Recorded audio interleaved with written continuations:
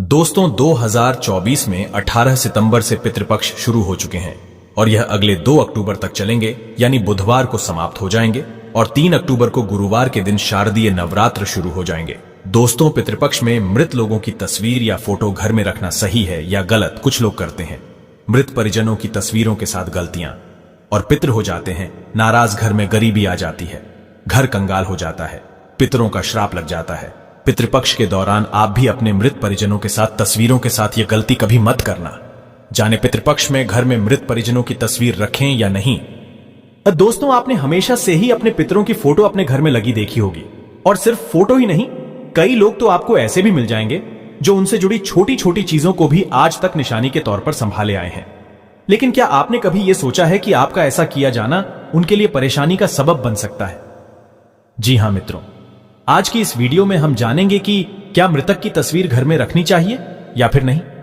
मित्रों, यदि यह प्रश्न उठाया जाए कि हमें अपने पितरों की फोटो घर में लगानी चाहिए या नहीं, तो हमें धार्मिक ग्रंथों और पुराणों में ऐसे बहुत से मतभेद मिलते हैं जो एक तरफ तो हमारे पितरों की फोटो घर में लगाए जाने को सही बताते हैं और साथ ही ऐसा नहीं करने की सलाह भी देते हैं। वास्तव में धार्मिक ग्रंथों के अनुसार ऐसा भी माना जाता है कि पितरों की फोटो घर में लगाया जाना इस बात पर निर्भर करता है कि अभी तक अपने पितरों के साथ आपका कैसा संबंध रहा है। उदाहरण के तौर पर, यदि वो मृत परिजन और कोई नहीं बल्कि आपके माता पिता है, तो निश्चित रूप से आपका उनसे संबंध अच्छा ही रहा होगा। और ऐसे में यदि आप उन्हें हर अच्छे और बुरे समय में याद कर रहे हैं, तो ऐसा किया जाना कहीं से भी गलत प्रतीत नहीं होता, क्योंकि ऐसा करके आप एक तरीके से मरने के बाद भी उनसे जुड़े हुए हैं। और आपको बता दें कि ये पितृ ही हैं जो आपकी रक्षा करते हैं, आपकी सहायता करते हैं और आपको होनी अनहोनी से बचाते हैं, आपको सचेत भी करते हैं और आपके सपनों में आकर भविष्य में होने वाले कार्यों के बारे में भी बताते हैं। ये कहना गलत नहीं होगा क्या? आपके पूर्वावास की शक्ति को मजबूत बनाने में काफी हद तक आपके पितरों का ही महत्वपूर्ण योगदान होता है। आप इसे कुछ ऐसे समझ सकते हैं, यदि आपके साथ कुछ बुरा होने वाला है तो पितर आपको चेताने के लिए वह विचार आपके दिमाग में डाल देते हैं। ऐसे में यदि हम उनकी फोटो घर में लगाते हैं, उनकी तस्वीरों पर माला चढ़ाते हैं और उनकी फोटो के आगे धूप अगरबत्ती करते हैं, दीपक जलते हैं, तो इसको गलत नहीं माना जाना चाहिए। दोस्तों, साथ ही यदि आपके कोई पितर ऐसे रहे हैं जिनके विचार और मार्गदर्शन आपके जीवन में बहुत महत्वपूर्ण भूमिका निभाते हो और आप अपने जीवन के उस मोड़ पर खड़े हो जहां चारों ओर परेशानियों ने आपको घेरा हो, ऐसे में आप उनके मार्गदर्शन को अपने जीवन में चाह सकते हैं।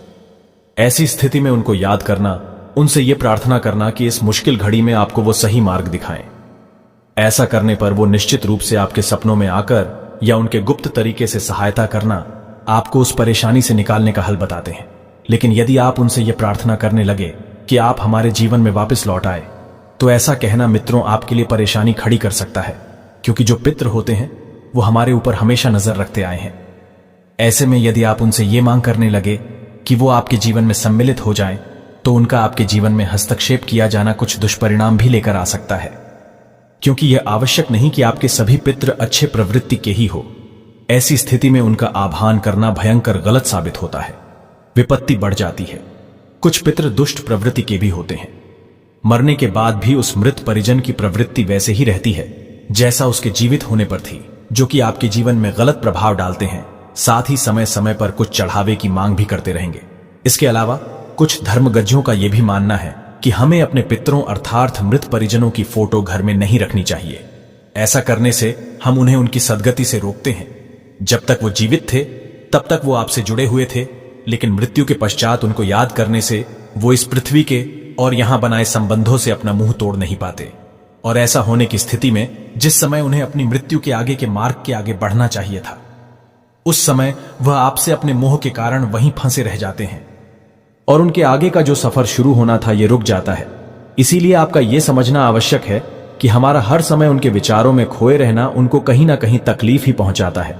साथ ही मित्रों, इससे जुड़ी एक और विचारधारा ये भी चली आ रही है कि जो लोग ये दुनिया छोड़कर जाते हैं उनकी आत्मा यही पृथ्वी पर विचरण करती रहती है और जब तक उन्हें कोई नया शरीर नहीं मिल जाता, तब तक जब भी आप उन्हें याद करोगे तो उस मृत परिजन की आत्मा आपको जवाब देने की कोशिश अवश्य करेगी, परंतु उनके पास कोई शरीर तो होता नहीं है।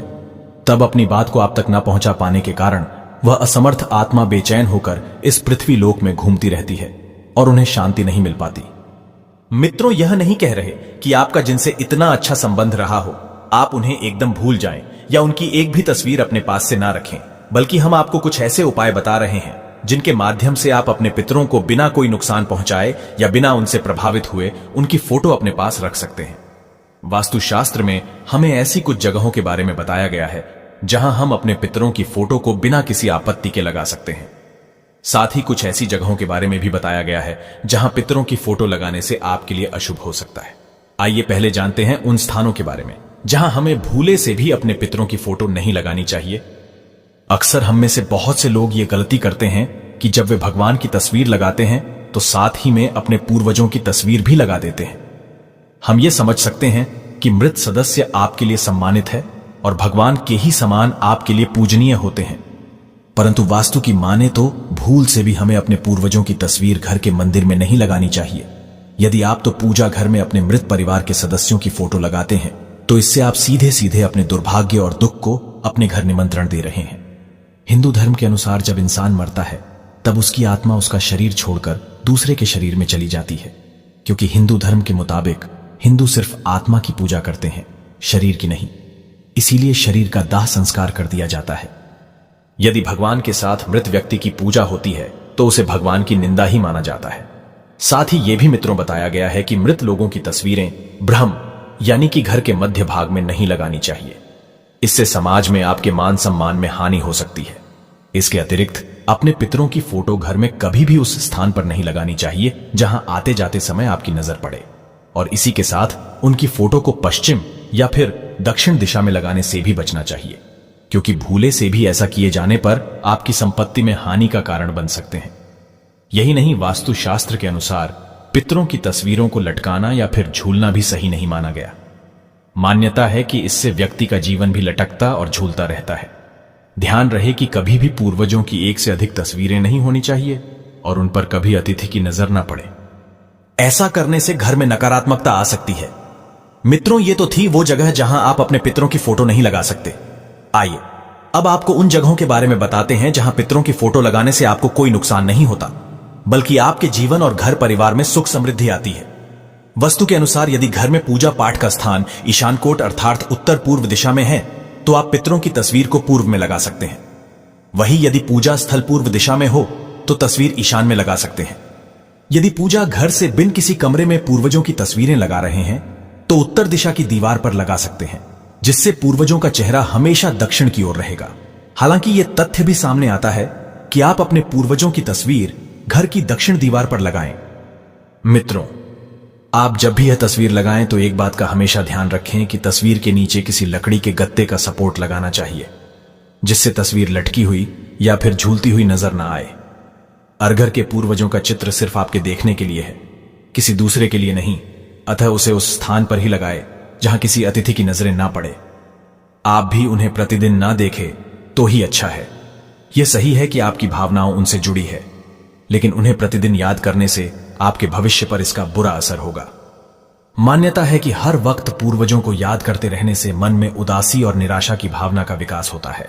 दोस्तों, अब जानते हैं पितृपक्ष में वो ऐसी कौन सी गलती करने से पूर्वज नाराज हो जाते हैं, क्रोधित हो जाते हैं। साथ ही हम जानेंगे पितृपक्ष में वो ऐसी कौन सी चीज है जिसे नहीं खाना चाहिए और अपने पूर्वजों को कभी अर्पित नहीं करना चाहिए, नहीं तो हमारे पूर्वज नाराज हो जाते हैं और रुष्ट हो जाते हैं। पितृपक्ष में घर में यह चीज तो कभी मत बनाना। दोस्तों, बच्चे बड़े सभी को पितृपक्ष में कुछ ऐसी सावधानियां हैं जो बरतनी चाहिए। दोस्तों, मान्यता है कि मृत्यु के देवता यमराज श्राद्ध पक्ष में पितरों को मुक्त कर देते हैं ताकि वे स्वजनों के यहां जाकर तर्पण ग्रहण कर सके। पितरों भाद्रपद पूर्णिमा पर पितृलोक से धरती पर आ जाते हैं और 16 दिनों तक श्राद्ध तर्पण पिंडदान ग्रहण करके सर्व पितरों अमावस्या की रात्रि को पितृलोक चले जाते हैं। इसलिए ये 16 दिन पूर्ण रूप से पितरों को समर्पित होते हैं।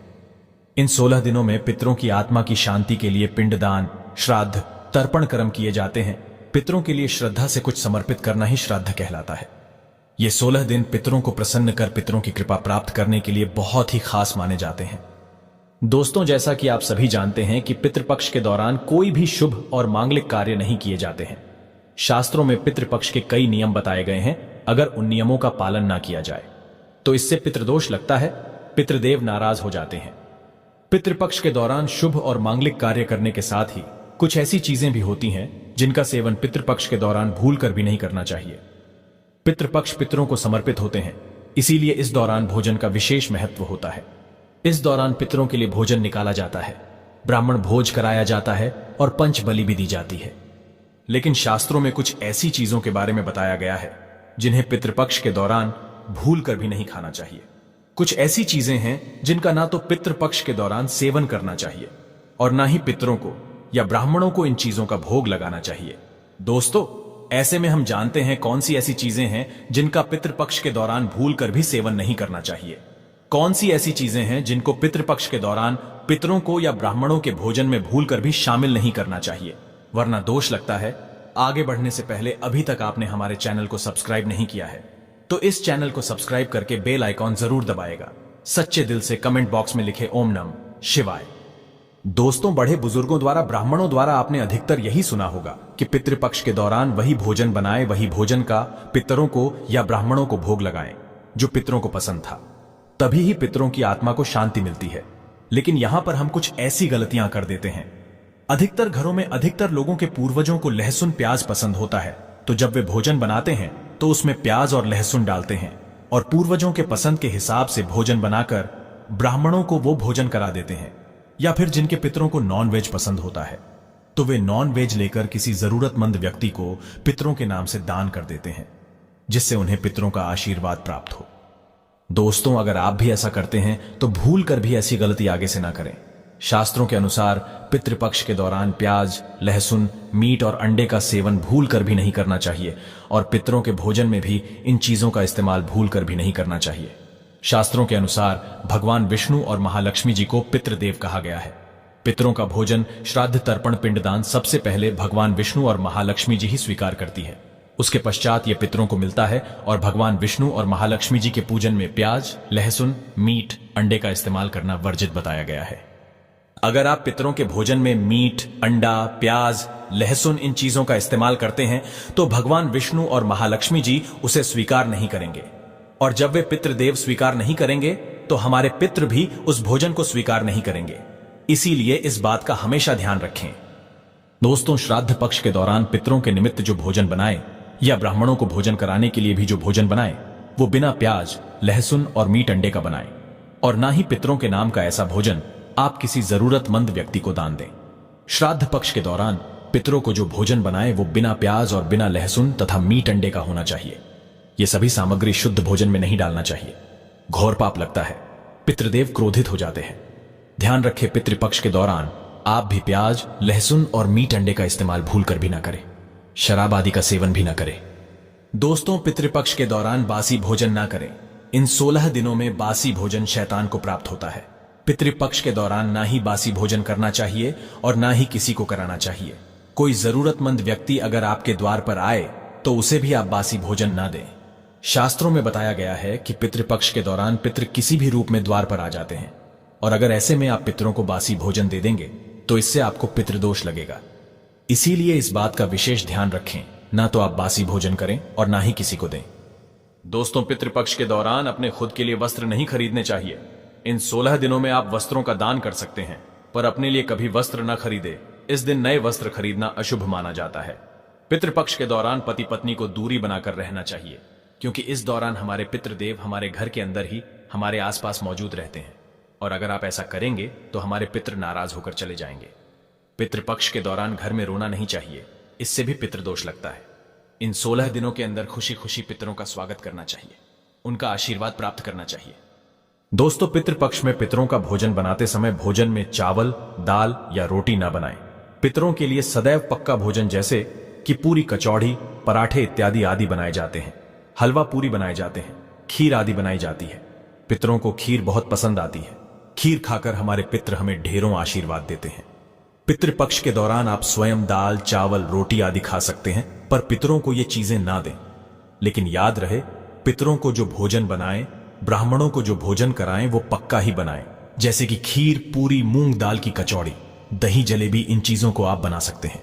लेकिन याद रहे, पितृपक्ष के दौरान घर में मसूर की दाल नहीं खानी चाहिए। शास्त्रों में इसे वर्जित बताया गया है। दोस्तों, मसूर की दाल के अलावा पितृपक्ष के दौरान काले नमक, काले जीरे का सेवन भी नहीं करना चाहिए और ना ही ब्राह्मण भोजन में इन चीजों को शामिल करना चाहिए।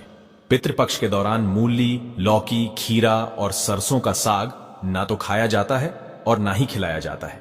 श्राद्ध पक्ष में इन चीजों को खाना और खिलाना दोनों ही वर्जित होता है। श्राद्ध पक्ष के दौरान पितरों के भोजन में नींबू नहीं डाला जाता। आप स्वयं नींबू का सेवन कर सकते हैं, लेकिन पितरों के भोजन में, ब्राह्मण भोजन में नींबू न डालें।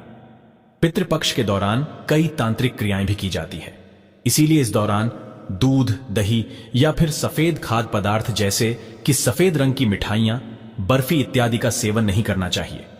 लेकिन हां, ये चीजें आप अपने घर में ही बनाकर खा सकते हैं। दोस्तों, पितृपक्ष के दौरान गाय के दूध का सेवन करने से बचना चाहिए, खास तौर पर वो गाय जिसने हाल ही में बच्चे को जन्म दिया हो। ऐसी गाय के दूध का सेवन भूलकर भी ना करें। पितृपक्ष के दौरान खीर अवश्य ही बनाई जाती है और खीर का पितरों को, ब्राह्मणों को भोग लगाया जाता है। इसीलिए आप पितृपक्ष के दौरान दूध से ही खीर बनाकर उसका भोग लगाकर प्रसाद के रूप में उसे ग्रहण कर सकते हैं। लेकिन खाली दूध का सेवन न करें, यानी सीधे दूध का सेवन न करें। पितृपक्ष के दौरान कढ़ी बनाना और खाना भी वर्जित होता है। इस बात का विशेष ध्यान रखें। पितृपक्ष के दौरान कुलथे की दाल का भी सेवन ना करें। दोस्तों, ध्यान रखें, पितृपक्ष के दौरान आप पितरों के लिए जो भी भोजन बनाए, उस भोजन में आप तिल अवश्य ही डालें। पितृपक्ष में जो पितरों का भोजन बनाएं, ब्राह्मणों को जो भोजन कराएं या पंचबली लगाएं या किसी जरूरतमंद व्यक्ति को पितरों के नाम से भोजन दें, उस भोजन में थोड़े से काले तिल अवश्य ही डालें। शास्त्रों के अनुसार जिस भोजन में काले तिल होते हैं वो भोजन पितृ ग्रहण करते हैं, लेकिन जिस भोजन में काले तिल नहीं होते हैं उसे भूत पिशाच ग्रहण करते हैं। इसीलिए इस बात का विषय ध्यान रखें। दोस्तों, पितरों के भोजन में काले तिल डालकर ही आप पितरों को भोग लगाए काले तिल भूत पिशाचों से श्राद्ध के भोजन की रक्षा करते हैं। इसीलिए इस बात का विशेष ध्यान रखें। पितृपक्ष के दौरान गलती से भी अपने पड़ोसियों का भोजन भी कभी नहीं खाना चाहिए। पितृपक्ष के दौरान उधार लिया गया पैसा अशुभ माना जाता है, इससे उल्टा कर्ज का बोझ और बढ़ जाता है। दोस्तों, पितृपक्ष में कोई भी ऐसा कार्य ना करे जिससे हमारे पितृ नाराज हो जाए। आप थोड़े से ही प्रयास से पितरों को प्रसन्न कर सकते हैं। दोस्तों, गरुड़ पुराण के अनुसार ऐसे कौन से व्यंजन हैं जो आपको पितरों के लिए बनाने चाहिए? सबसे पहला है दूध और चीनी से बनी खीर। जी हां, पितरों के लिए अगर आप बहुत सारे व्यंजन ना बना पाए या आपकी परिस्थिति इस अनुकूल ना हो, तो पितरों की तृप्ति के लिए आपको दूध और चीनी से बनी खीर अवश्य बनानी चाहिए, जिसमें सूखे मेवे डालकर पितरों को परोसें। इस व्यंजन से उन्हें सबसे ज्यादा आनंद मिलता है और वे प्रसन्न होकर आपके द्वार से लौटते हैं। दूसरी है कद्दू की सब्जी। गरुड़ पुराण के अनुसार कद्दू की सब्जी पितरों को बहुत अधिक प्रिय होती है। कद्दू एक सात्विक व्यंजन है जो श्राद्ध प्रसाद में अक्सर परोसा जाता है। अगर आप भी श्राद्ध का भोजन बना रहे हैं तो कद्दू की सब्जी अवश्य बनाएं और पितरों का आह्वान करते हुए उन्हें अर्पण करें। तीसरा है शुद्ध घी की रोटी। जी हां, शुद्ध घी से बनी रोटी अवश्य बनाएं और अपने पितरों को याद करते हुए एक रोटी कौए को और 2 छोटी रोटियां बनाकर गाय और कुत्ते को खिलाएं। इनसे पितृ जिस भी रूप में धरती पर उपस्थित होंगे वे तृप्त होकर आपको अवश्य आशीर्वाद प्रदान करेंगे। चौथी है पीली मूंग दाल और सफेद उड़द दाल। इन दोनों दालों के विषय में गरुड़ पुराण में बताया गया है, जिसमें 2 दालों से बनने वाले व्यंजन चाहे वो मीठे हुए या नमकीन अवश्य पितरों के लिए बनाने चाहिए। अगर आप उनकी श्राद्ध तिथि पर ये दालें बनाते हैं तो अधिक लाभदायी होता है। इसके अलावा आलू, गेहूं से बनी पूरी मीठी गुड़ की रोटी, मीठे केसर वाले चावल, काले चने और बेसन से बनी चीजें भी पितरों के लिए बनाई जाए तो पितृ प्रसन्न होकर उन्हें ग्रहण करते हैं। आइए अब जानते हैं भोजन कैसे बनाना चाहिए। जैसे हम ईश्वर का भोग बनाते समय उसे नहीं छकते या उसे झूठा नहीं करते, ठीक उसी प्रकार हमें पितरों का भोजन भी उन्हें अर्पण करने से पहले छकना नहीं चाहिए और न ही झूठा करना चाहिए। भोजन बनाने से पहले आपको पूरी तरह से शुद्ध होना चाहिए। बिना स्नान आपको पितृ भोजन नहीं बनाना चाहिए। और जो स्त्री मासिक धर्म में हो उस वक्त भी उन्हें पितृ भोजन को नहीं बनाना चाहिए। पितृ भोजन बनाने से पहले रसोई घर को गंगा जल से, और यदि गंगा जल ना हो तो साधारण जल छिड़क कर पहले स्वच्छ कर लेना चाहिए और उसके बाद भोजन बनाने से पहले ओम पितृ देवाय नमः या ओम वासुदेवाय नम इन मंत्रों का उच्चारण करके ही भोजन बनाना आरंभ करना चाहिए। आइए अब जानते हैं कैसा भोजन नहीं बनाना चाहिए। कई लोग मानते हैं कि उनके पितरों को मांसाहार भोजन पसंद था तो उन्हें पितृ श्राद्ध पर मांसाहारी बनाकर खिलाना चाहिए, किंतु पितृलोक में प्रवेश के पश्चात पितरों का भोजन सात्विक बन जाता है। इसलिए उनके श्राद्ध या भोजन में तामसिक व्यंजन का प्रयोग कदापि नहीं करना चाहिए। केवल सात्विक व्यंजन ही उनके लिए भोजन में बनाने और खिलाने चाहिए। तामसिक व्यंजन के साथ प्याज, अदरक, लहसुन का प्रयोग भी श्राद्ध भोजन में नहीं करना चाहिए। इन पदार्थों का प्रयोग भोजन में करने से पितृ भोजन ग्रहण नहीं कर पाते और वे भूखे ही पितृलोक लौट जाते हैं। पितृ भोजन में ज्यादा तेज मसालों का प्रयोग न करें। जितना हो सके भोजन को मीठा और सात्विक बनाना चाहिए, जिससे पितृ उन्हें आसानी से ग्रहण कर पाए। यह एक सबसे महत्वपूर्ण बात हम आपको बताना चाहेंगे। हम भोजन तो परोस देते हैं या उनका भोग पितरों की तस्वीर पर लगा देते हैं या कोई गाय कुत्ते को भी खिला देते हैं, किंतु हम भोजन के साथ जल अर्पण करना भूल जाते हैं। सबसे जरूरी है जल अर्पण करना। पितरों को आप भोजन न भी अर्पण करें, किंतु जल का अर्पण पितृपक्ष के पूरे मास में अवश्य करें, जिनसे पितृ प्यासे ही पितृलोक में न जाएं। इस प्रकार से आप अपने पितरों को भोजन खिलाकर संतुष्ट कर सकते हैं। दोस्तों, अब जानते हैं इन 16 दिनों में पितृपक्ष के दिन कितना भी जरूरी क्यों ना हो जाए, कोई आपसे इन चीजों को उधार मांगे तो पितृपक्ष के दौरान भूलकर भी ये 4 चीजें कभी किसी को ना दें, अन्यथा आपके परिवार में कंगाली देखने को मिल सकती है। आपके पितृ आपके घर का त्याग कर सकते हैं, वो रुष्ट हो जाएंगे, लग जाएगा पितृदोष। आगे बढ़ने से पहले अगर आप भगवान शिव से प्यार करते हैं तो सच्चे दिल से कमेंट बॉक्स में लिखे ओम नमः शिवाय। दोस्तों, पितृपक्ष के समय में उधार देना या लेना हर व्यक्ति के जीवन में जरूरी सा हो जाता है। कोई किसी को उधार देता है तो इस बात के लिए कि उन्हें उनके जीवन में अच्छी चीजें वापस प्राप्त हो सके, तो इसकी वजह से उधार देते हैं। तो कुछ व्यक्ति सामाजिक सरोकार निभाने के लिए उधार देते हैं। लेकिन दोस्तों, क्या आप जानते हैं, खासतौर पर पितृपक्ष के दौरान अगर आप ऐसा करते हैं तो आपके जीवन में कंगाली विद्यमान हो जाती है। इसीलिए कम से कम पितृपक्ष के दिनों में तो ऐसा ना करें। अब बात करते हैं सबसे पहली चीज की। पितृपक्ष पर सबसे पहली चीज तो यह है कि अपने पूर्वजों से जुड़ा धन या किसी भी प्रकार की कोई चीज आप किसी भी व्यक्ति को ना दें। जैसे कि हमारे बुजुर्गों द्वारा दिया गया कोई चांदी का सिक्का या रुपया पैसा, या फिर आशीर्वाद के तौर में दी गई कोई कीमती चीज या कोई धार्मिक वस्तु या किसी भी प्रकार की कोई निशानी और भगवान से जुड़ी पूजा की सामग्री आप भूल कर भी किसी को उधार या फिर दान के तौर पर कभी न दें। क्योंकि माना जाता है कि अगर आप इस प्रकार की सामग्री दूसरे व्यक्ति को दे देते हैं तो आपके पूर्वज नाराज हो जाते हैं और बुजुर्गों द्वारा मिला आशीर्वाद खत्म हो जाता है। इससे पितृदोष लगता है और आपको वो नहीं प्राप्त हो पाता जो आपके पूर्वज यानी आपके पितृ जो आपके लिए करने वाले थे। तो सबसे पहले आपको इस बात का ध्यान जरूर रखना चाहिए, बुजुर्गों द्वारा कोई सम्मान में मिली चीज कभी किसी को ऐसे ही नहीं देनी चाहिए। इसे हमेशा रखें संभाल कर। बुजुर्गों द्वारा सम्मान में मिली चीज सोना, चांदी, हीरा मोती से भी कीमती होती है। इसे यूं ही बर्बाद ना करें। दोस्तों, इसी तरह पितृपक्ष को धन से भी जोड़ा जाता है। पितृपक्ष के दौरान हमारे पूर्वज साक्षात धरती पर आते हैं और उनका आगमन हमारे घर में होता है और उनका आशीर्वाद सुख समृद्धि में बदल जाता है। धन वैभव की प्राप्ति होती है। तो इस बात का ध्यान आपको जरूर रखना चाहिए कि पितृपक्ष के दौरान भूल कर भी कोई व्यक्ति आपसे धन उधार मांगने के लिए आता है तो आपको उसे उधार पैसा नहीं देना चाहिए, और ऐसे में आपको किसी अन्य व्यक्ति से उधार भी नहीं लेना चाहिए। ऐसी मान्यता है कि पितृपक्ष के दौरान आप जो पैसा उधार देते हैं या लेते हैं तो वो धन कभी लौट कर नहीं आता, बल्कि इस समय धन देने वाला और लेने वाला दोनों कर्ज में डूब जाते हैं। इससे पितरों का श्राप लगता है। दोस्तों, वहीं श्राद्ध पक्ष के दौरान हम अपने पूर्वजों का तर्पण करते हैं, पिंडदान करते हैं तथा गंगा स्नान आदि करते हैं। पितृपक्ष के दौरान खास तौर पर सफेद चीजें चढ़ाई जाती हैं। इस बात का ध्यान रखें, पितृपक्ष के दिन हमारे पूर्वजों को चढ़ाने के अलावा कोई व्यक्ति एकदम सुबह सुबह के समय आपसे दूध, दही, छाछ या फिर संध्या काल के समय में उधार मांगने के लिए या फिर ऐसे ही मांगने के लिए आ जाता है तो आपको भूल कर भी किसी अन्य व्यक्ति को नहीं देना चाहिए। अगर आप अपने पूर्वजों को चढ़ाने के अलावा कोई ऐसा काम करते हैं तो मान लीजिए आपके पूर्वज नाराज हो जाएंगे और साक्षात आपको अपने पितरों का क्रोध का सामना करना पड़ेगा। इसीलिए पितृपक्ष के दौरान कोई भी लेन देन ना करें। दोस्तों, पितृपक्ष में चावल के साथ काले तिल मिलाकर के दान करने से पितृदोष हमेशा के लिए समाप्त हो जाता है। हमारे पूर्वज प्रसन्न हो जाते हैं। गाय को रोटी में गुड़ मिलाकर और थोड़े से काले तिल मिलाकर खिलाने से पितृदोष हमेशा के लिए समाप्त हो जाता है। तांबे के लोटे में जल में थोड़ा सा गंगा जल मिलाकर और थोड़े से तिल मिलाकर पीपल की जड़ में चढ़ाने से हमेशा के लिए पितृदोष समाप्त हो जाता है।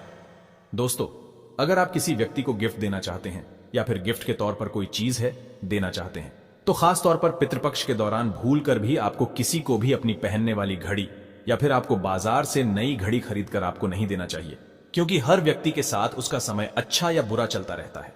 आपको घड़ी किसी से लेनी भी नहीं चाहिए। अगर किसी व्यक्ति का समय अच्छा है या आपका भी समय अच्छा चल रहा है और अगर आप किसी अन्य व्यक्ति को अपना समय दे देते हैं तो आपको आने वाले समय के अंदर अच्छे परिणाम देखने को नहीं मिलते हैं। इस बात का आपको जरूर ध्यान रखना चाहिए। दोस्तों, इसी तरह पितृपक्ष में कुछ चीजें ऐसी होती हैं जो आपके घर की सुख समृद्धि से जुड़ी होती हैं। तो ऐसे में वो चीजें आपको किसी को भी उधार नहीं देना चाहिए, वो भी संध्या काल होने के बाद। जैसे कि कोई आपसे लहसुन, प्याज, दूध, दही, चीनी तथा उधार पैसे भी मांगने के लिए आता है, तो जब सूर्य उदय होता है सुबह सुबह या फिर सूर्यास्त हो जाता है, तब ऐसे में इन दोनों समय में आपको घर की समृद्धि दूसरों को भूल कर भी कभी नहीं देना चाहिए। इससे हमारे पूर्वज नाराज हो जाते हैं और लग जाता है पितृदोष। माना जाता है कि अगर आप ऐसा करते हैं तो आपके घर की सुख समृद्धि तथा माता लक्ष्मी दूसरों के घर चली जाती हैं और वहीं हमारे पूर्वज भी घर में आते आते वापस लौट जाते हैं और आपको उसका अच्छा परिणाम देखने को नहीं मिलता। दोस्तों, दान पुण्य करना हिंदुस्तान की परंपरा रही है। हर व्यक्ति दान पुण्य करके पितृपक्ष का लाभ उठाता है तथा उनका आशीर्वाद प्राप्त करता है, लेकिन खास तौर पर पितृपक्ष के दौरान आपको 2 प्रकार के वस्त्र ना तो खरीद कर लाने चाहिए और ना ही किसी व्यक्ति को देना चाहिए। इसके अंदर पहली चीज तो है काले और सफेद कपड़े।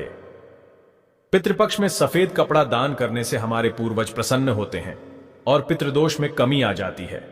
माना जाता है कि अगर आप पितृपक्ष में काला कपड़ा दान करते हैं तो आपको पितरों का श्राप लगता है और यह आपके जीवन को प्रभावित करता है। ऐसे में जीवन में दुख आ जाते हैं, तो इसी वजह से इसका ध्यान रखना चाहिए। विशेष तौर पर काले कपड़े आप किसी को भी दान के तौर पर कभी मत देना। इस दिन थोड़े बहुत फटे कपड़े भी दान नहीं देना चाहिए। ऐसी मान्यता है कि अगर आप ऐसा करते हैं तो सामने वाले व्यक्ति के जीवन में कंगाली आ जाती है और देने वाले व्यक्ति के जीवन में राहु दोष लग जाता है और साथ ही साथ हमारे पितृ हमसे क्रोधित होने लगते हैं। तो इस बात का आपको जरूर ध्यान रखना चाहिए।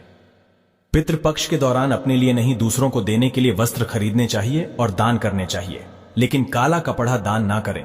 सफेद कपड़ा दान करना बहुत ही शुभ और मंगलकारी माना जाता है। दोस्तों, महिलाओं की आदत होती है कि जब रसोई के अंदर किसी प्रकार का सामान कम या ज्यादा होता है तो अपने आस पड़ोस में मांगने के लिए आ जाते हैं, जैसे कि तेल, घी या फिर अपने घर की हल्दी। ये तीनों चीजें सौभाग्य का प्रतीक मानी जाती हैं। खास तौर पर पितृपक्ष के दौरान जिस घर में ये चीजें होती हैं तो वहां पर सुख समृद्धि बनी रहती है। तो पितृपक्ष के दौरान अपने घर से भूल कर भी इस प्रकार की कोई भी चीजें आपको उधार ना तो देना चाहिए और ना ही किसी से लेना चाहिए। अगर आप ये गलती करते हैं तो देखते ही देखते आपके परिवार पर दुखद परिणाम देखने को मिल सकते हैं और आपके घर की सुख समृद्धि दूसरों के घर चली जाती है। दोस्तों, पितृपक्ष के दौरान अगर आप किसी व्यक्ति को दान देने की सोच रहे हैं तो आप नए कपड़े दे सकते हैं, जो आपके अपने पहने हुए और अपने पुराने कपड़े भूलकर भी कभी किसी को दान के तौर पर या फिर पहने हुए कपड़े किसी को भी ऐसे ही नहीं देना चाहिए। अगर आप अपने कपड़े किसी अन्य व्यक्ति को देते हैं तो याद रखिए, कपड़ों के साथ साथ आपकी समृद्धि जुड़ी हुई होती है। अगर वो दूसरों के घर चली जाती है तो आपको इस प्रकार का सामना करना पड़ सकता है जो आपके परिवार के लिए अच्छे नहीं होते। इसीलिए इस बात का ध्यान रखें और आप पितृपक्ष के दौरान कपड़े बाजार से नए खरीद कर ही दान करें। लेकिन याद रहे, इस समय काला कपड़ा कभी किसी को दान ना करें, नहीं तो लगेगा पितृदोष। दोस्तों, बासी रोटी दान नहीं करनी चाहिए, ना ही किसी जानवर को खिलानी चाहिए। बासी रोटी हमेशा बासी ही कहलाती है। इसीलिए अगर आप अपने पूर्वजों की कृपा प्राप्त करना चाहते हैं तो ऐसे में ताजी रोटी तथा ताजे बने चावल ही खिलाने चाहिए। इससे हमारे पूर्वज प्रसन्न होते हैं। लेकिन याद रहे, रोटी में थोड़े काले तिल अवश्य ही मिला लें। सुहागिन महिला की माता लक्ष्मी से जुड़ी चीजें आती हैं जो सुख समृद्धि को बढ़ाती हैं और यही चीजें माता लक्ष्मी को आमंत्रित करने का कार्य करती हैं। तो ऐसी चीजों से जुड़ी हुई कोई भी वस्तु आपको किसी भी महिला को नहीं देना चाहिए। सुहागिन महिला विशेष तौर से ध्यान रखें कि अपने माथे पर लगाने वाला सिंदूर तथा गले में धारण करने वाला मंगलसूत्र और तीसरी चीज अपने पैरों में पहनने वाली पायल और चौथी चीज पैरों का बिछुआ और चूड़ियां भी जो सुहाग का प्रतीक मानी जाती है। तो ये 5 चीजें किसी भी सुहागिन महिला को भूलकर भी, ऐसे ही चाहे आपकी बहन ही क्यों ना हो, पहनने के लिए नहीं देना चाहिए और ना ही किसी अन्य महिला की पहनने के लिए आपको लेना चाहिए। इस बात का आप ध्यान रखेंगे तो निश्चित तौर पर आपको इसका प्रभाव देखने को मिल जाएगा और देखते ही देखते पूर्वजों की विशेष कृपा भी आपको देखने को मिल जाएगी। दोस्तों, जो व्यक्ति अगर पितृपक्ष के दौरान डेली वाले नमक को दान करता है तो उसके वारे न्यारे हो जाते हैं। पितरों की कृपा सदैव उसके ऊपर बरसती है। पितृपक्ष के दौरान नमक का दान हर हाल में आपको करना चाहिए। नमक का दान गुप्त दान माना जाता है। अगर आपको सुख समृद्धि की इच्छा है और आपको अपने पूर्वजों की कृपा पाना है तो पितृपक्ष के दौरान नमक का दान करना ना भूलें। नमक का दान करने से पहले उसमें दक्षिणा अवश्य डालें तथा थोड़े चावल भी दान करें। नमक का दान सर्वश्रेष्ठ और मंगलकारी माना जाता है।